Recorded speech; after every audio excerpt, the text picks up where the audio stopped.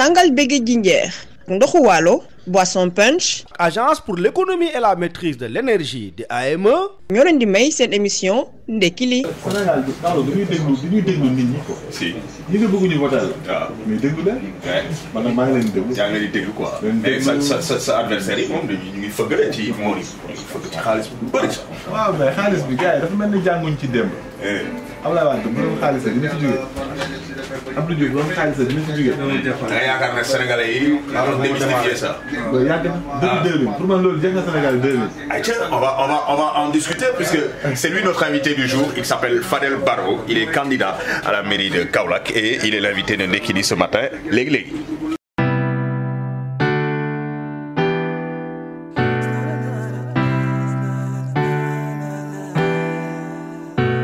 Better wake up in the morning time. Nico di la jox good vibes. Ndekki lu neex tàng jër. Sud FM mooy number one. Ndekki li man moom laay déglu Sud FM.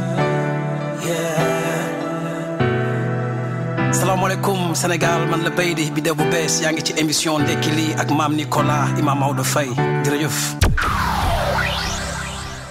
Alors mon gars, 98.5, le choix de la différence, c'est la première radio d'information du Sénégal. Bonjour, comment ça va chez vous? Ça va très bien chez nous, merci beaucoup. C'est un plaisir de vous retrouver comme tous les matins. Nous koy amale muy Ndekki li, émission Nandite yi, vous qui êtes à Dakar, mais également à l'intérieur du Sénégal, puisque Dakar n'est pas le Sénégal, vous le savez. Yéen ñi nekk bitim réew itam di ñu jot à travers les plateformes digitales, notamment YouTube beeg Facebook bi nga xam ne ñu ngi fa en direct jamono yi. Ñu ngi leen di santati di leen gërëmati ak di amati mbégte dellu seeti seen émission Ndekki li, émission Nandite yi ba ngeen taamu. Xam ngeen ne toute la semaine dañuy ànd ak oustaz Maodo Faye Serigne Mbacké Sylla ñu daal di leen bégal ci utile ak agréable bu ñuy jeexal semaine bi en beauté nag dañuy dalal ay kàngam ci bile émission mi ngeen taamu waane laata may ñëw ci sunu ganu tey bile damay dellu introduire suma xarit di oustaz Maodo Faye oustaz lépp jàmm. waaw maa ngi lay nuyu di la ziyaara bu baax di nuyu gan gi après nga présenté ko nit ñi moom yaakaar naa du gan ci kër gi quoi pour kii ko ne le gars. n'est-ce pas di nuyu suñu techniciens yi ak bokk yi nga xam ne jamono bii ñu ngi ñuy déglu à travers le pays en tout cas ñu bari ñu ngi nekk synchronisation ci toll nii. jërëjëf am na solo sunu mbokk yi synchronisé yëpp ak émission bi la jamono ji ñu ngi leen sant di leen gërëm suma xel dem ci waa Sénégo site bu mag boobeele d'information nga xam ne bokk na sunu ay partenaires médias te di ñu gunge saa su ne ci waxtaan yi ñuy amee waa Sénégo ñu ngi leen di nuyu kon gannaaw loolu lépp maa ngi dellu di nuyu di bëggee di ziar sunu ganu tey bile ni nga ko waxee du fi gan ci yéen ndax seen mbokk journaliste la waane itam ci kër gi ci yeneen i fànn te daan ci ñëwaat léegi Fadel Barro maa ngi lay nuyu di la sant di la gërëm di amati mbégte bismillah. maa ngi lay delloo nuyoo Nicolas di nuyu Oustaz Maodo di nuyu auditeurs Sud FM ak waa kër gi comme li may am habitude di wax su ma nee Sud FM seen rajo dafa bokk ci wëy yi nga xam ne ba ñuy gone. mu fekk muy tàmbali ci région yi. xam nga boobu rajo dañu sori woon fële ca Saloum. mais ndeysaan Sud FM njëkk a ñëw. am fa antenne rajo bi jege ñu. xam nga ñu di ko loolu moom toujours loolu mbégte boobu dama ci am beneen bi nag kër gi daf maa tabax. dañu bokk ci ñi ma formé ci moom ci journalisme parce que ay journalistes yu ma naw yu ma doon roy doon ñemantal ñoo fa nekkoon ba loolu yóbbu ma ci école journalisme boo xam ne Sud moo ko monté groupe Sud ak toute la philosophie de Sud loolu sax da ngeen di wax di ci ñëw souvent est-ce bu ñu dagg lu tax yëf yi dagg noonu bii côté nekkee fële bii pour ñu dellu si suñu bopp fii ci biir Afrique loolu aussi xale yi xamatuñu ko Sud c'est d'abord toute une philosophie moom sa bopp philosophie meññeel dara fii ci Afrique mu màgg fi ba wër àdduna te loolu gis naa ne liggéey boobu ñu ngi ci ba tey donc formé wu fii su ma delsee ci rajo bi sama kër laa delsi vraiment ak émission bi Ndekki li waaw Ndekki li moom du ma fiy géej je pense wallaay n'est-ce pas am na solo ñu ngi lay sant bu baax di am mbégte dalal la Fadel Barro daañu ñëwaat léegi ci jaar-jaar bi ak lii motivé itam ñu prier Fadel Barro mu wuy si ñu tey ci suba si d'abord une fois n'est pas coutume dañuy tàmbaleek la une de Sud Quotidien résurgence de la violence électorale quand la campagne dérape justement puisque avec notre invité de ce jour nous allons beaucoup parler de cette campagne électorale journalistes yi notamment à travers Sud Quotidien di ñu xamal à sa une du jour que violence bi ci campagne bi lee mu ngi bëggi ëppi loxo loolu daan ci ñëwaat léegi def naa violence boobee ñu ràññee ci yenn gox yeeg goxaat yi ci Sénégal yow ràññeewuñ la ci de wala duñ la ci fekk de wala. ah non ñun kenn duñu woo ci violence ba ñu wuyu parce que sax daf di mouvement bi ñu nga xam ne moo porté suñu candidature bi ci Kaolack ak yeneen goxan ay bërëb yu fasantikoo ci biir dëkk bi jàmmi gox yi la tudd jàmmi gox yi mënoo di dox jàmm te dañu bëgg a tabax jàmm ak les moyens de jàmm maanaam jàmm la ñuy tabaxee jàmm loolu nag boobaa ñun mënuñu dégg ci violence ni verbale ni physique donc loolu moom pour ñun sax mooy saafara si xëy na dañ ci ñëwaat ci biir émission bi mais naka lañ jàppee ne philosophie bi politique bi ñu di tabax ci jamono ji dañu bëgg samp jàmm ndax mandarga Sénégal jàmm la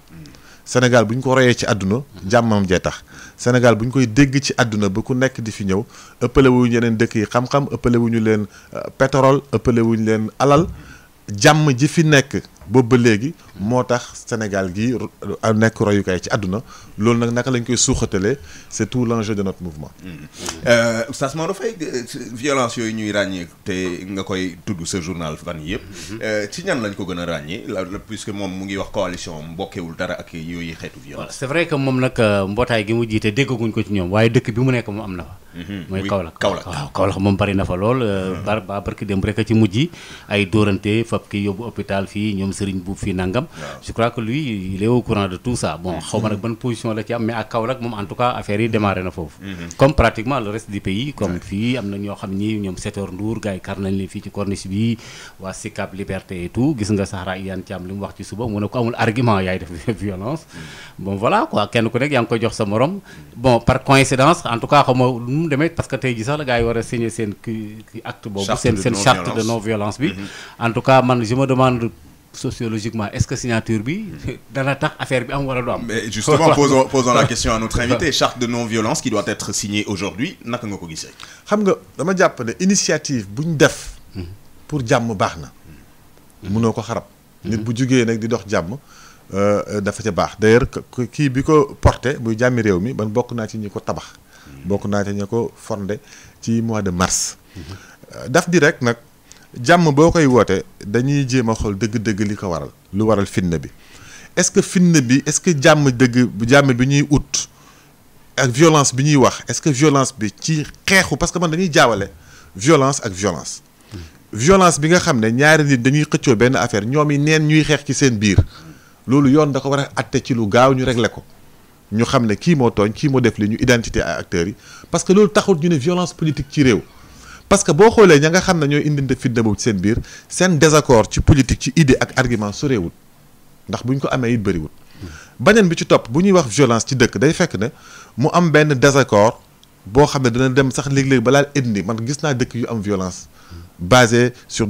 la politique bu ñu demee souvent dañuy lal ci ethnie dañuy instrumentaliser ba nit ñi dundee ko yegg seegul Sénégal te nañ ko fi muslu par exemple bi ngay wax nii ci Kaolack waaye amuñu problème. ah bon déedéet Kaolack waaye. amuñu benn problème ci seen biir yow Sénégalais yëpp di wax ne dañoo am problème. yow nga ne gis nga defal ndànk ci côté jàmm fitna la ñuy wax ci on parle de la violence. li ma lay wax nii c'est très important parce que man jàppal ne kenn ku jugee ci les profondeurs du pays. moo del si ñëw ci Dakar ci subateel bi si ndekki li mun naa la indil ay xibaar yu bëri ci loolu. man sama campagne yëpp dox ci mbedd mi la. dugg ci biir kër yi wax ak nit ñi. awma garde du corps. awma nervi awma ñu ma topp bu ma ko amoon ni du ma ko def. lu tax c'est d'abord ba mooy njëkk a forme de violence bi nga xam ne ñun politique dañu ciy xoo parce que mënuloo boo waxee fagaru d'accord fagaru mais réew mi est-ce que sénégalais da nga dégg ñu ne camp bii dafa am problème ak camp bële parce que ñun ñëpp buñ ginnaaw bu ñu xeexee ci politique ba pare on se retrouve quelque part. parce que ci dëgg-dëgg amuñu problème. politiciens yi tax ngay xeex bu ñu paree mu capable nañ àndaat fii. c'est clair te bu ñuy waxtaan duñu la tàggu. bu ñuy waxtaan duñu la tàggu. parce que fondamentalement ci biir sénégalais yi amaguñu problème mu confrontation bu ba nit ñi xeeb ñi mere ñi. ba pare jaral la nga yëkkati si dara teg ko ci kawam xam nga lii am. xeex xam nga xeex taxut ak ñaari dëkkandoor dëgg-dëgg ñu nekk ci noonoo boo xam ne bu ñu leen attewul dëgg-dëgg rek mun na yee fitna ci réew mi yëpp. li ma lay wax nii li ma dund la. parce que. mais kaw la dëkk bu bari nit la bu bari ay exemple xoolal dina am ci dëkk yëpp comme élection saa bu amee Sénégal nit ñi dañuy xeex. tey jii benn candidat bu romb beneen candidat bi buntu këram ñii yuuxu ñii ñee sànni leen xeer buñ ko waxee ci médias yi nga foog ne Kaolack yëpp a ngi xeex Kaolack xeexuñu benn militant wu benn candidat dem jël position publique beneen militant bi jël kooku dóorlu ko ñu dóor ko filmer ko il faut le condamner de la manière la plus ferme kenn encouragé wu ko yaa ngi dégg beneen candidat bi jël ko aux médias yi taxaw fuural ko wax que ni ñun ñu ngi dañuy xam nga la li ñuy politiquer violence nu ñuy instrumentaliser la violence pour que parce que amuñu benn discours bu leer bu ñu wax ak askan bi parce que capable lu ñu déglu interagir ak askan bi ci ay programme ak wax leen naka lañ génnee ci jafe-jafe yu ñuy dund loolu mooy jar a dénoncer et foofu d'ailleurs laay woowee jàmmi réew mi parce que balaa ngay kii da ngay xool lan mooy cëslaay li dëgg-dëgg nit ñi bu ñu xeexee rek parce que mënuñu waxtaan wala amuñ ci lu ñu waxtaan mais lan leen ci lan lañ d'accordut ba war a xeex à part man ñun ñëpp a bëgg a këf butéel bi. non mais Kaolack li nga soulevé léegi nii est-ce que affaire bi yaakaaroon ni c'est beaucoup plus profond parce que dafa dem ba toucher ay familles religieuses ay jéggulul ci kii wala ñu duma la nangam alors que tout le monde connaît cette famille là ak influence bi na am Kaolack ak yu demee noonu que sax plainte maa ngi ko ciy dégg que am na ci benn candidat bu ñëw yóbbu ko faj ko hôpital. waaw mais mooy li ma la wax dañuy instrumentaliser violence bi di ko utiliser ci politique moom moo mën a taal réew. parce que yow mi nekkul Kaolack boo déggee ne Kaolack am nañ xeex ñaari nit xeex nañ dóor lañ da ngay foog ne Kaolack nga ngi tàkk jëppët que nit ñi ku nekk ngi jël yet taxaw di xar sa morom li ëpp ci Kaolack waaye élection yi intéressé wu leen. ah bon oui. xoolal Kaolack ñaata population bi ñaata nit lañ li ma lay wax nii Kaolack laa la jox exemple mais ci Sénégal gépp boo xoolee population kaolackoise bi aujourd'hui ça tourne autour de 292 000 2023 dinañu nekk 300 000 habitants. fichier électoral bi mujj 32 000 la 6 000 yi ci yokku bu dee jox nañ leen carte parce que loolu it problème la joxuñ nit ñi seen carte yi dañ toll ci 42 000. lu tax élection yi intéressé wu la. à peine la moitié. te ci moitié boobu ña cay voté ñëpp. motuñu 30 000. lu tax intéressé wu leen ca la ñuy yem. loolu ci Sénégal la de manière générale moom la ñu war a poser question. parce que bu ñu demee ba nit ñi li nga xam ne fa la ñuy tànnee seen ëllëg. duñ ci faalewuñu ko loolu mooy la bonne question. te loolu bu it mooy waral li ñuy woowee nii violence ci politique parce que xam nga lu tax dañu dem ba bàyyee ñi nga xam ne suñu dëkk bi jëriñu ci askan bi rek a leen yitteel askan bi yëguñ ci ñoom ne ñu ngi indi saafara ci ñoom moo tax tey nga taxaw ci politique wax ko ci Sénégal wax politique sax ñu respecté la problème la xam naa ci dara dama jóge société civile ñëw bëgg a nekk candidat pour que nga mobiliser nit ñi parce que nit ñi dañu lay tiital sax ah yow léegi da ngay politique parce que bu ñu ne la Sénégal da ngay politique presque dañ laa xeeb. loolu du problème. mooy wax ka ñàkk a wax dëgg quoi. waaw mooy ne doo wax dëgg mooy ne say engagement rëdd ci ndox la mooy loolu ndax dina am ci réew waa réew ma jug di voté ji normalement di topp nit ñi ñi yëngatu ci politique boo ko seetloo dafa dem ba nekk ñi nga xam ne rek mooy ñi nga xam ne bëgg nañ ci am dara léegi loolu mooy indi problème bi. mais Fadel Barro da nga ne carte yi kenn joxewu ko luy loolu. Kaolack dafa am déficit joxe de carte. ah bon xam nga lu tax. parce que carte yañ doon xaar fu mu nekk nii bu ñu demee préfecture dañ ne 20 moo fi nekk la ci des yegg si wul investigation yi ñu def waa daaf ne nañ génne nañu carte yi waa direction nee nañ jox nañ ko waa direction générale des élections mais ca Kaolack jotuñu suñu lot de carte xale yu inscrire lu bees est-ce que comprendre nga gis nga loolu noonu yooyu yëpp bokk na ci indi fitna loolu nag moo gën a grave violence parce que nit ñi dañuy mer toog parce que dafay tax taxawu njegeen nañu koy waxee neutralité impartialité ndey ji seex quoi ndey ji seex ju nguur gi war a tëddee parce que dañu supposé ñoom dañu jàpp ne xale yi inscrire lu bees xëy na duñu leen voté ñoom ñi déplacé seen vote yi jógee Dakar dem voté ji Kaolack xëy na duñu leen voté ñoom moo tax ñu téye seen carte yi mais loolu nag moo mën a indi fitna dëgg-dëgg parce que dinañ fal nit te kenn du ci ànd gis nga Maodo li ma lay wax nii pour nga seetlu ko dëgg-dëgg da ngay xool suñu collectivité locale yi nu ñu ko abandonné jafe-jafe askan yi man mi ciy dugg li nit ñi bëgg ñu wax ko gars yi nekkuñu ci gis nga raison bi gën a tax nit ñi dematuñu voté parce que la ñuy dund bëgg ku leen ko waxal ci politique dégguñu ko laaj ma lan la ñuy dund lu ñuy dund doo dégg mukk ci benn candidat mu ne la Kaolack xorom saa ngi lekk kër yi langue salé bi xorom si dugg na dugg ba nga xam ne ñun ñi nga xam ne dañu dëkkee Mérina boo taxawaan da ngay seen saam lépp sal lañ la woon gandus tey lépp tan la boo ñëwee ci julleekaay bi noor boo ñemee suuf si mu saf sàpp ak xorom suñu teen yëpp yàqu nañu ndax li conséquence bi njëkk mooy ndox mu naan dafa jafe ba ñuy gone xandi ndox juróomi dërëm la doon jar ba ñetti dërëm tey boo jëndee fukki dërëmu ndox doo ci màndi à peine 50 litres centilitres loolu Maodo ku mu jaaxalut tey jaaxalut nga ne nga am ay doom ci dëkk boobu tey say sët yi ñëw ëllëg dans 20 ans lan lay doon loolu moo jaaxal nit ñi. ok dëkk bi nga xam ne nit ñi fa ñëw ñëpp ñi ci ëpp saxaar ga leen fi indi ndax dafa amoon liggéey ak traite tey bu ñu demee ba liggéey bu gën a dox ci dëkk boobu ndawalum Jakarta la 30 000 Jakarta lañ ko xaymat 14 000 moo inscrire ci mairie bi da nga koy doubler parce que ñu bëri inscrire wuñ te loolu ndax Jakarta di nga ci retraité man xarabuma ko de mais doo ci retraité doo ci faj sa doom. d'accord 2000 francs bi nga ciy am ay par jour xale yaa ngi bàyyi jàng ngir Jakarta xale yi dematuñ ci métier yi dama dugg ci waxtaan ak chef menuisier yi ñu ne ma Fadel lu ñu gën a métti ci lii mooy xale yi dañ fiy bàyyi njàngu métier mi dem ci ndawalum Jakarta bi ndax xaalis 2000 yi mu lay indil fan te doo ci retraité boo feebaree doo ci faju doo ci samp kër doo ci takk jabar. d'accord loolu. waaw dégguñ ko ci politique yi xam nga la leen politique di wax gis nga ñi ngay dégg ñu xeex. muy sëriñ bu muy raxma xam nga la lañ proposé xale yi. bu ñu ñëwee danañ leen lebal Jakarta ngeen di ko fay ci lu gën a yomb. ndax ñooñu dañ génn dem vote ji. d'accord ok gannaaw bi nga ñëwee ci fait et constat yi nga xam ne constaté nga ko dinañ ñëw léegi ci sa programme ak li ngay proposé puisque Serigne Mboup ak keneen ñoom dañoo am seen programme yow itam nga am sa programme 11h30 yéen a ngi ci Sud FM seen émission ndekki li émission nandite yi ñu nekk en direct suñu ay réseaux synchronisés waane itam suñu ay plateforme digitale ñu ngi en direct ci YouTube bi Sud FM seen rajo ak page Facebook bu Sud FM ñu ngi nuyu également waa Jotaay bi TV di suñu ay partenaires média ñoom itam Bamba maa ngi la ziar bu baax a baax ak waa Jotaay bi TV di suivre émission ndekki li émission nandite yi Fadel Barro nekkoon fii coordonnateur bu mouvement Y'en a marre tey muy xëccoo mairie Kaolack moom la noo dalal ci ndekki li tey ci suba Fadel Barro jógee ci Y'en a marre dal ci bëgg xëccoo kii gars yi kat ñoo yey ne la yow da ngaay politique léegi ndax bañ lay xam ak bañ lay ràññee mouvement citoyen lañ la ràññee woon nga nekk à équidistance léegi nga dem juubu nag sóoru nag politiciens yi kon kañ politicien nga yóbbante galgal tojut làmb loolu la olof wax yóbbante galgal tojut làmb gis nga man sama engagement dama ko basé ci naka laay góorgóorloo ba defar suñu dundin moo ma dugal ci journalisme moo ma dugal ci Y'en a marre ci lépp lu ma dugg ëllëg it moo ma ci dugal xàmmeewuma ci cadre bi damay xool rek jamono ju nekk lan la laaj ma répondre mënuñu toog ci suñu dëkk man Kaolack gi ma dëkk jàmbat bi ma la fi commencé jàmbatal nii yépp ma di ko gis kenn waxtaanee wu ko kenn posé wu ko comme débat élection mairie jot mairie Kaolack boo fa demee existé wut presque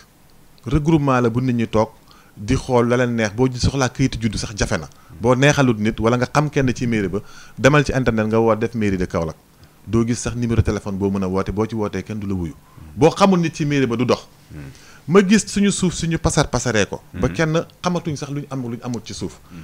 ñi nga xam ne ci seen bopp ñooy jëriñoo Kaolack ñoom rek a taxaw ne dañ soxla mairie Kaolack bi aña ndawu Kaolack yi aña doomi Kaolack yi ci laa bokk mënuma dëkk bi ma meññ mu nekk sama ëwal nekk sama aaxiru ndax fa laa juddoo te lu mu yàgg-yàgg yàlla na yéex fa la ñu may suul ma di leen seetaan ci condition yooyu gis ndaw ñu toog defuñu amuñu solution ma gis ay association yu fasanti ko ku ci nekk di rëg-rëgi sa port te mënuñ fexe ba dajaloo man ma am possibilité ak leadership bu ñu dajale leen ñoom ñëpp ñu ànd pour takkatoo jël suñu mairie ci politiciens yi waxuma ne bon nañoo bonde mais ñoom kese defaruñu réew ñu ne nañ ci dugg ci langue gi pour que au moins ñu rapproprier notre bien loolu benn la ñaareel bi li ma la wax ne la ñi nga xam ne li may wooye les prédateurs intimes de Kaolack dem ba ci biir ñu wëlbatiku wax ma sax duma ci wax parce que lu mu ñu def ñun ci mairie na ci suñu marché bi rek ëpp na suñ suuf sëpp jël nañ ko ba pare def ko ci seen tur mais les fausses solutions par exemple ñi nga xam ne dañuy dem laqatu ci turu neutralité te Macky Sall leen yebal pour que bu xamee ne bu rax ma jàllut au moins mu am fa benn candidat ku mel ni Serigne Mboup daf ko ñaan autorisation mu jox ko autorisation mu ne ko waaye bul ànd ak kujje gi mu d'accord ci kon bu gañee day ànd ak moom ñu mel noonu te kenn ku ci nekk atta suñu université du Sine Saloum Cheikh Ibrahim Niass taxul na mbadaxul xamul tax mënul nekk ci commune Kaolack ndax amatuñu suuf suuf sax fa nekk xam nga ñoo ko moom ñii di xëccoo mairie bi tey ñoo ko njëkkalante dem def ci seen tur boulevard yi ñu bëgg a aménager de détente pour les jeunes par exemple fi ancien garage Dakar bi boo mu ne tuuti Kaolack xotti noonu romb lycée technique dem ba ngaan gis nga nu mu toll ñun suñu programme xëy na dinañ ci ñëwaat dañ ko bëggoon def loolu laa bëgg parce que bu sànq ba léegi yaa ngi ñuy wax ay fait loo xam ne existé na c'est bien beau léegi dinañ ñëw ci programme bi léegi mais laata ñuy dem foofu transition boobu diggante mouvement Y'en a marre nga nekkoon coordonnateur bi bëgg a dali ci politique yi donc foofu di am na fa benn instant da nga gis ne da ngaa bëgg sóoru ci politique bi mouvement Y'en a marre ne la bon attends ñu teggi la indi fi Aliou Sané comme ça yow après ñu jàppale la nga jël mairie Kaolack n'est-ce pas les aires olympiques de Kaolack yi ñu bëgg a def ci boulevard boobu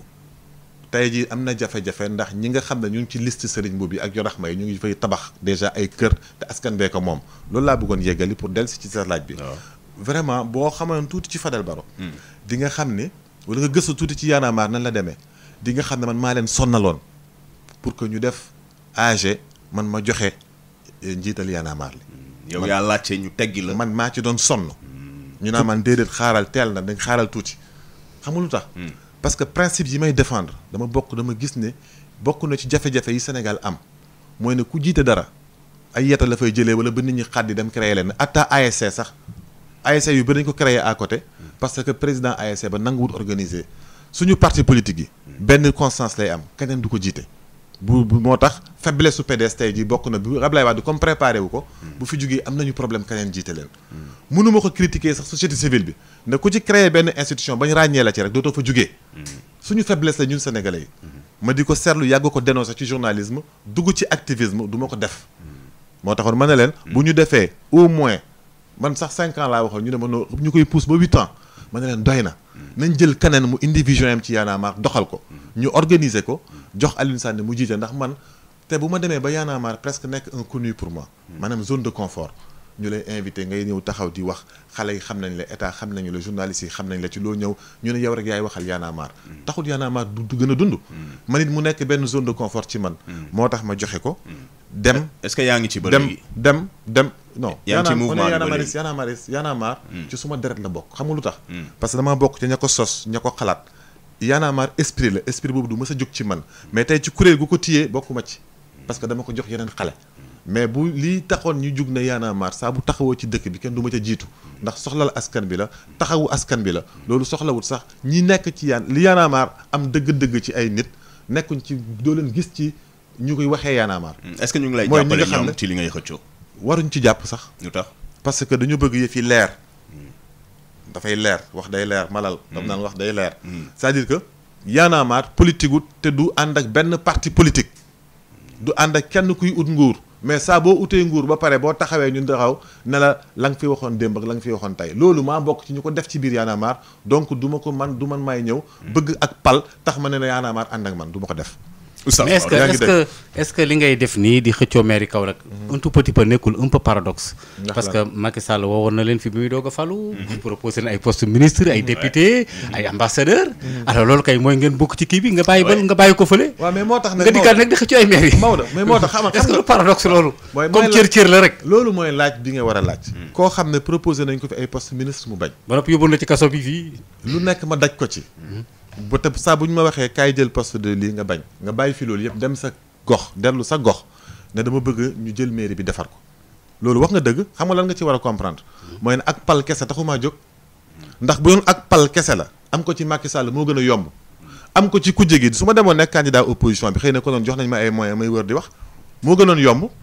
bu doon ak pal kese ma tax a jóg ndax mais foo jëlee sa moyen yow comme individuellement nga demee noonu dajale sa ay dërëm gis nga ni ñuy demee maa ngi ñëw loolu naa ci ñëw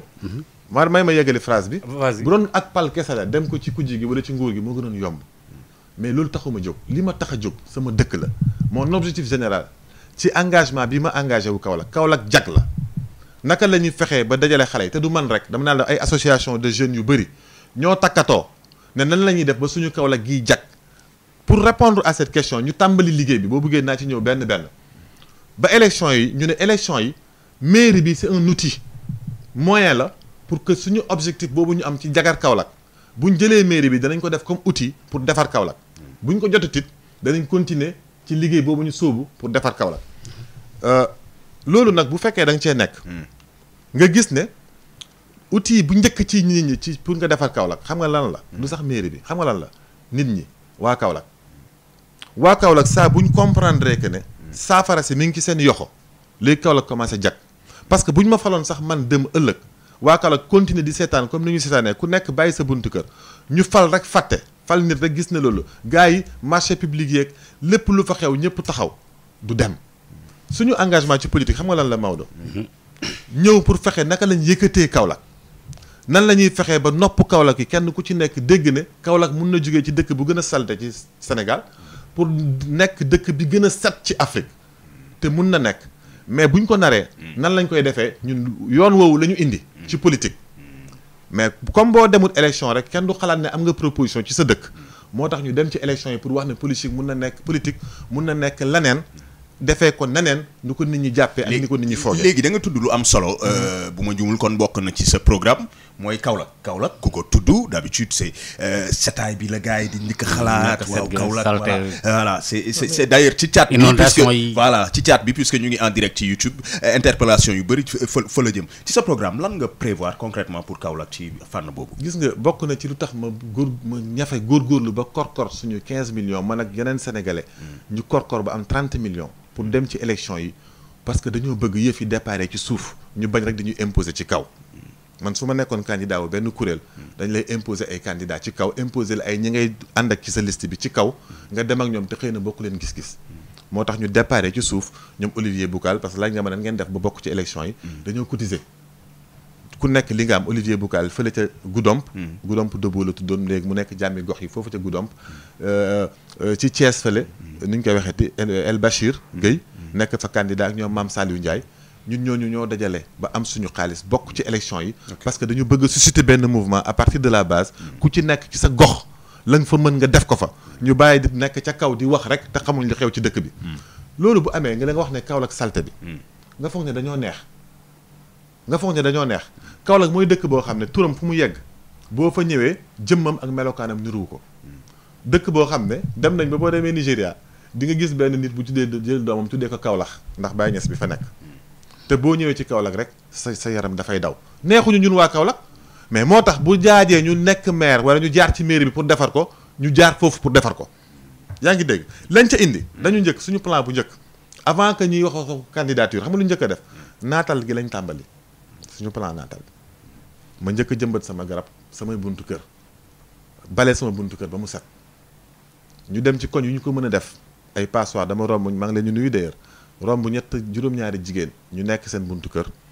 foofu ci passoire ci nawet bi la woon ma gis leen ñuy bale ak luqati canal bu fatt ma dem bay dem sama yaram daw ma dëpp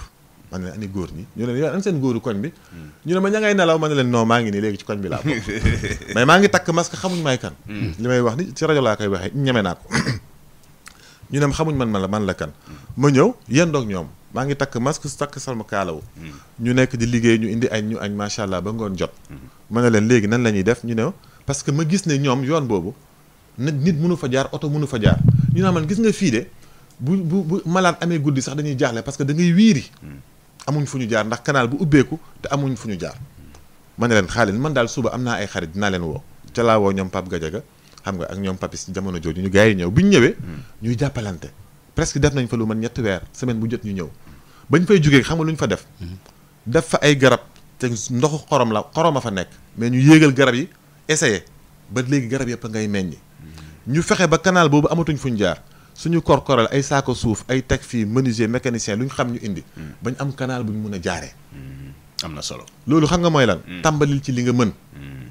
tey jii démb jaar nañu fa ñoom ñoo daw maire kon bi wax man sax sama yaram dafa daw Fadel xamuñu woon ba ma leen koy def waxu nekkuma sax sama xalaat nekkagul ci mairie boobu nekkuloo candidat sax déedéet ah bon tu le faisais comme ça yërmande la xam nga ma la parce que gis nga góorgóorlu ba am xaalis wane na am nga xaalis ba di ko maye loolu jom la mais liy jiite nit ñi mu am leen njëriñ yërmande la ndax ñu jiite am nañ yërmande si ñun ndax ñi jug taxaw ne dañ bëgg a may rek Kaolack te nekk milliardaire depuis 32 ans ndax dimbali woon nañ ñu démb loolu la nit ñi war a laaj te ñun loolu la ñu war a leeral askan bi ok léegi beneen bi ci des waaw léegi ma wax la plan bi loolu waaw tàmbali nañ ko naatal googu avant campagne bi d'accord bañ ñu commencé ci campagne bi dañu indi programme boo xam ne si 3 tànk lay doxee 2 tànk lay doxee ak bopp benn bu ci njëkk moom la ñu woowee dox jàmm ñaareel bi naatal ndax naatal gi moom du ma sa dakk ñetteel bi yëkkatiku la dox jàmm nag boo ko déggee xam nga yaa ngi toppandoo slogan mouvement Y'en a marre de moom ngeen fi dëkkee woon de ay slogan rek gox bu set bu ma ko essayé woon ci Y'en a marre ne mouvement Y'en a marre seen kii yëpp ay slogan la slogan te slogan yi soppiwul dara sawaay bul wax loolu tey bu courant coupé balaa weer bi balaa bu amee 2 heures gouvernement bi bind communiqué excusé wu balaa Y'en a marre du judd loolu amul woon Y'en a marre def indi bu courant coupé nit ñëpp ne dañoo war a am courant bu njëkk ba dañ daan xaar 20 heures dañu am coupure électricité loolu aussi buñ ci soofantal nit ñi def ba dëkk bi tey mouvement yi foisonné fu nekk ku nekk jug ci ndaw téye sa bopp yor sa mouvement di kaasal sa ak sa yelleef buñ ko tuutal li ma la bëgg a wax mooy que te buñ tàmbali woon ci Y'en a marre ne nouveau type de sénégalais nañ soppeeku ngir dëkk bi soppeeku te dégguñ ñu am nañ droit buñ jugaatee ne buñ soppeeku dëkk bi du soppeeku lañ ca def ak lañ ca defoon danañ ko def ba suñu géeru dund ngir dëkk bi jag moo ñu tax a jóg li ma la bëgg a wax campagne nga inspiré wu kon li ma la bëgg a wax non loolu man la waaw du inspiré wu man la man maay doxalee noonu d'accord gis nga dox jàmm gi ñu wax waaw assise la Kaolack bi muy Kaolack ba léegi amuñu une vision pour Kaolack musuñu toog ñun Kaolack waaye ñu waxtaanee Kaolack. mais malgré que municipalité baa nga fa Marème Sarr nga fa woon mais ba léegi affaire yi di gën a jaxasoo y a des financements maire bi am na ay yeneen partenaires malgré tout. dara doxul mais loolu lu tax loolu. mais parce que amul musuñ toog ne ñun lii lañ bëgg ci Kaolack que ku ñu ñëw da nga ñu ciy fekk suñu koy wéyalee. ñu am lu ñuy nattee. moo tax ñu ne jàmm jooju ñuy dox jàmm phase su diagnostic la phase su waxtaanee opportunité yi waxtaanee problème yi. ma jox la si ñaari yëf yoo xam ne Allah fokk ñu waxtaanee ko benn bi ay possibilités yu dem ba nekk tey suñu loraange parce que xéewal mun na dem ba nekk sa natt boo ko xamut te xamoo noo koy jëriñoo xoolal salin bi nekk à côté ci géej gi xam nga Kaolack bu mënoon na màggee wàllaa dex mais mënu ko ndax salin mi ngi fa depuis 150 ans en face fa ñuy defee ndox mi defar naa vidéo yi wane naa ko ci internet bi ma nga nekk dand tilim ci booru marché Seng ak marché géej ma nga xeeñ benn peeru xeeñ boo xam ne te à côté mën na 14 milliards minimum de chiffre d'affaires yu ñuy def par at ndax loolu mën na wëy ndax loolu jàmm la nga xool gerte gi xoolal gerte gi presque lu toll ci 10 milliards dana jaar ci Kaolack ci 4 mois yi ñuy woyee traite chinois ak indiens yi di ko xolli di yóbbu faneen mënul fexe ba ruus ci dëkk bi te ñun amuñ beneen métier bu dul dawal Jakarta loolu dafa mën a wëy waruñ toog ñu waxtaanee d'accord c'est bien beau les beaux discours parce que bi nga fi toogee ba tey bi nga fi toogee ba tey ay constat ngay def lii am na fa mais boo defee constat te waxoo ñu lan yow boo faloo lan nga fay teg parce que dégloo ma waaw maa ngi lay déglu bu baax mais constat yooyu moom lañ Sénégal yëpp constaté dama bëgg rek ñu avancer parce qu'on a li ñu des ci temps bëriwul waaw mais non constat yi xam nga li ma lay wax constat yëpp yow yaa dégluwut mais dama la wax ci naatal danaa la suñu première phase la ñuy woowee dox jàmm jooju évaluation la deuxième phase bi naatal la naatal programme bi ci njëkk mu dañ koy woowee l'école de la deuxième chance pourquoi l'école de la deuxième chance parce que xale yi dañuy gaaw a bàyyi école xale yi jàngatuñu métier ndax dawalu Jakarta bi xale yi dëkk diine la dañuy teel a tari alxuraan teel a jàng xam-xam te suñu pare dañu dem ba 15 ans 16 ans duñu am métier naka lay école de la deuxième chance di leen récupérer pour leen orienter ci ay métiers mais duñ ca yem aussitôt après les écoles de la deuxième chance dañuy indi lu ñuy woowee les ateliers municipaux xam nga lu ñu ci undu jël xale yi di leen incuber di leen dajale par 5 par 6 par 7 di leen xër ak di leen pousse ci ay possibilités yi nekk Kaolack bañ mun ci am lu ñu suturloo dama lay jox benn exemple bu ñaar boo bëggee benn bi mooy gis nga mbaxana awsa yi ñëpp di wax naan mbaxana awsa yi te Sénégal gépp di ko sol tey tu ci waa Médina lay commencé naka la ñuy fexe mais buñ demee ba di ko sol Nigéria lay jugee wala mu jugee Chine naka la ñuy defee ba incuber ay xale former leen bañ mun a ci loolu mu nekk njëriñ ñu mën cee jëriñu mu nekk made in Kaolack ndimbal li ñuy woowee aide ci Kaolack ci mairie bi agent de la mairie la naka la ñuy fexe ba delloo ko ci lekkatu jigéen yi ak femmes yi ba la cay ruus ñu fexe ba am ak suñu rëg ci àdduna créer benn ni ñu koy xeeti benn frigo municipal d'accord pour que bu pompiteer bi tuuroo póotu ñu mun ko indi ñu congeler leen ko ñoom am na xale yu ñu incubé ñu nekk ay distributeur dañuy jënd indi ñu congeler leen bu ko pare ñu jëlaat lu ñu jaay la cay ruus plus kiosque yu ñu bëgg a def ci buntu école yi ci buntu marché yi ba boo xëyee ñu lebal la ci nga liggéey la cay ruus yëpp ñu fexe ba xale bu nekk Kaolack mu nekk ci daara ak mu nekk ci école au moins mairie mun la jox ndekki. am na solo loolu benn la dama lay wax am na solo waaw dama bëgg ñu avancer ñaari simili moo ma dese rapidement dama bëgg ñu avancer parce que aussi xam nga duñu mën a taxaw rek ci benn sujet no dama bëggoon rek puisque yaa ngi wax loolu yëpp yaa ngi énuméré il y a le fait que budget dafa bokk ci lii nga xam ne mooy doxal lépp loo xam ne da nga koy yor ci budget boobu noonu sànq yaa ngi expliqué ci seen campagne bi da ngeen dajale ba mën a def seen campagne ci boobee jamono seen gars yi seen adversaires yi ñu ngi fëgg bu baax a baax xam sénégalais xam aussi ni muy gisee d'habitude politicien ak ñi nga xam ne ñoo koy faral di jege par rapport ak xaalis ak koppar bi ñu yor yow mi amul moyen dem ak say moyen ak say xarit ak say àndandoo et cetera est-ce que ëllëg ñii nga xam ne ñoo am moyen bu ñu leen falee yow di nga nangu topp seen ginnaaw ngir liggéey suñu engagement encore yow da nga may laaj programme bu ma bëggee nga bëgguma dugalaat ci déedéet laa dañu jeexal moo tax laa dama dem ci leneen lu gën a sori li ma la bëgg a wax rek mooy que au cas où nga échoué maanaam ci non ñun mënuñu échoué xam nga lu tax mënuñu échoué programme bi ñu indi ak lañ ciy liggéey du pour mairie Kaolack kese mairie Kaolack outil la moyen la bu ñu ci jotee danañ ko yeggale bu ñu ci jotee danañ wéyal suñu programme boobu ku ñu ci fekk si pour ñu réaménager waat Kaolack am fa un plan d'assainissement nécessaire def fa ay digg sel anti sel ba arrêté ndox mi fexe ba berge yi nga xam ne ci est Médina Baye boo fa demee tey mu nekk sën ñu def ko espace bu nit ñi mun a am lampe dindi mbalit mi def ko doxantu ndax ci booru ndox la ba nit ñi mag ñi am fu ñu doxantoo loolu yëpp ku ñu ci fekk si ñun dañuy liggéey boobu quartier yi nga xam ne amuñu courant te tey ñun ñu commencé di fa yóbbu ay lampes solaires quartier yi nga xam ne amuñu ndox ñun ñu def demande pour fexe ba dugal fa ndox liggéey boobu soxlawul nga nekk ci mairie ak nga ñàkk nekk ci mairie ca lañ nekk waxtaanee gi ñu mën a waxtaanee Kaolack pour am au moins un rêve commun pour Kaolack ba ñun ñëpp ñu d'accord ne Kaolack mën na jógee ci cet gi di sensibiliser nit ñi fexe ba Kaolack am une agence communale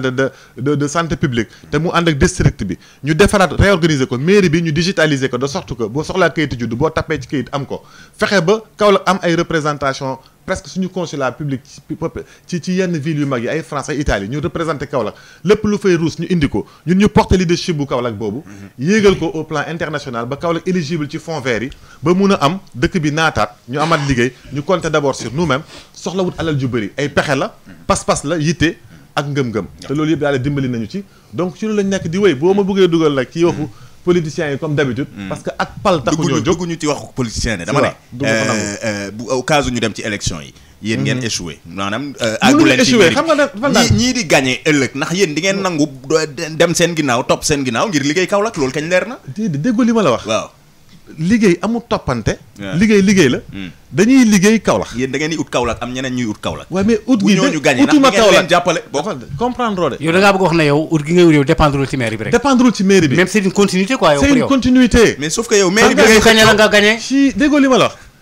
bëgg a defar Kaolack moo jiitu ut mairie bi outil la waaw mais waxu mairie bi la ñuy wax nii parce que moom ngay xëccoo waaw déggoo li ma la wax waaw xoolal mais léegi di nga comprendre ne am na ñu bees ci politique ñuy doxalee neneen ok te nañuy doxalee mooy on a une vision pour notre ville vision bu ñu am ci suñu ville moom la ñuy wëyal di ko continuer bu ñu jotee ci mairie bi outil la bu gën a gaaw bu ñu ci jotul it ñu continuer liggéey ak l'équipe municipale bi fa nekk xam nga boo ne ànd ci politique dañuy foog ne da ngay dem topp nit wala nga ànd ak nit mais defar Kaolack soxlawut ma far fii wala nga far fale ma def far maa ngi koy def te faruma ci benn parti bu ma man Fadel Barro li ma liggéey Sénégal dama ko ajo ci benn parti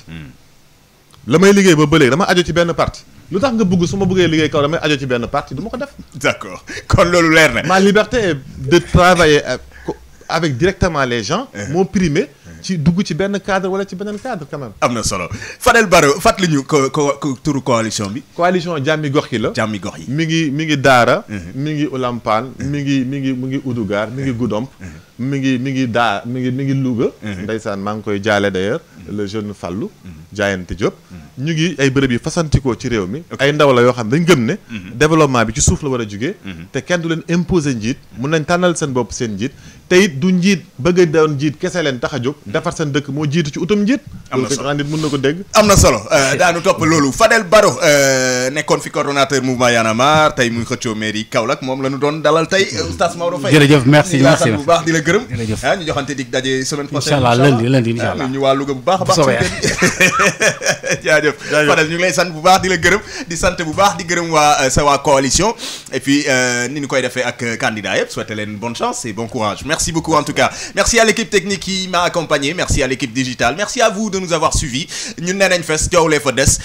on se donne rendez-vous sur YouTube pour la vidéo d'ici là écoutez passez un très bon week-end on se retrouve la semaine prochaine salut et n'oubliez jamais visez la lune à la semaine prochaine merci ndekki li daal ca dëgg-dëgg mooy émission nandite yi tàngal bége jinjeer ndoxu waalo boisson punch agence pour l'économie et la maîtrise de l'énergie de AME ñoo leen doon may seen émission ndekki li